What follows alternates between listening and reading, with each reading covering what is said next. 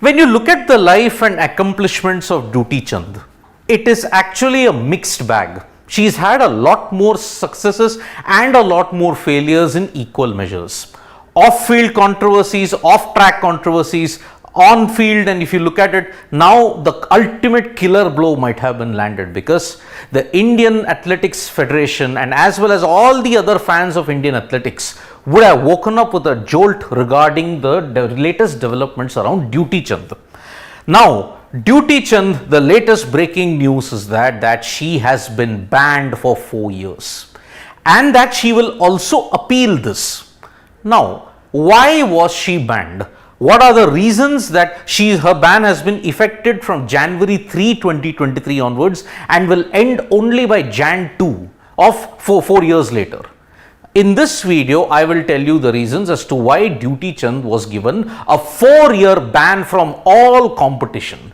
Because Dutee Chand banned for 4 years for failing 2 out of competition dope tests. Now remember, an athlete, whenever she has to compete, she has to give her whereabouts. For a period of 60 to 90 days, dope officials or doping officials will come in and then they will ask and a random drug test will be conducted. Now that is the reason why athletes have to disclose their whereabouts clause. December 5 and December 26th were the days when the samples were collected out of competition. Just prior to that, she had just run in the Grand Prix in Patiala. But then after that, when the samples were collected, it was found to have failed the doping test, and that's why the ban began from January 3, 2023. Now, what was the main reason as to why she was banned? Because samples contained SARMs. What is the full form of SARMs? Selective androgen receptor modulators. Now, traditionally, you would want to know why has this particular term been used to ban Dutee Chand? Because if you look at it, just one, SARMs are non-steroidal substances commonly used to treat osteoporosis, anemia and wound healing in patients. Now, this is the common drug that has been used in the healing of these kind of things. Dutee Chand was found to possess that, and because she did not cross-check with the list of banned substances, she has fallen foul to that. Now, in the next slide, I will outline the reasons as to why Dutee Chand fell foul according to 10.1, 10.2 of the anti-doping cell that is present in NADA. NADA, remember, this test was conducted by NADA, the National Anti-Doping Agency, and its cell, the ADTP, which was the anti-doping cell within NADA. So, what are the factors under which she fell foul and how did this come to light? One second please, there seems to be a technical error at this point. So, how did it come to light? First sample. Now remember, every athlete has to give 2 samples. First sample revealed the presence of anabolic agents, androgen, osterin and lingontrol. The second sample had traces of androgen and osterin.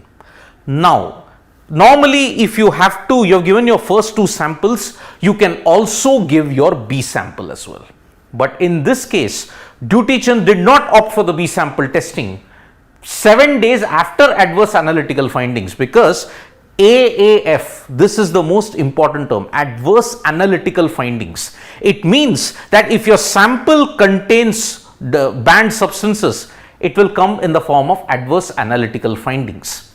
After that, 7 days after that, you can give your B sample, and if the B sample turns out to be negative, then you are not having any kind of doping agents in your bloodstream or in your urine sample. But in the case of Dutee Chand, that did not happen, and that is why immediately NADA's anti-doping cell issued a thing that she was guilty of breaching clause 10.1 and clause 10.2, which deals with failure to comply. Now, what was the reason as to why she could not comply with this? Because if you look at it, the reasons are 3 reasons. She allegedly consulted her physiotherapist instead of a physician.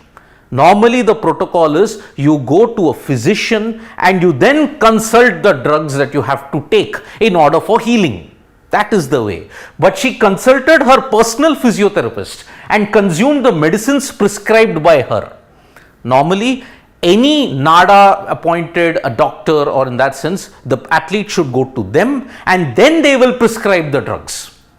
Did not check the label, and the basic error that Dutee Chand made in this entire situation was that didn't cross-check contents of drug with latest list of prohibited substances issued by WADA, the World Anti-Doping Agency.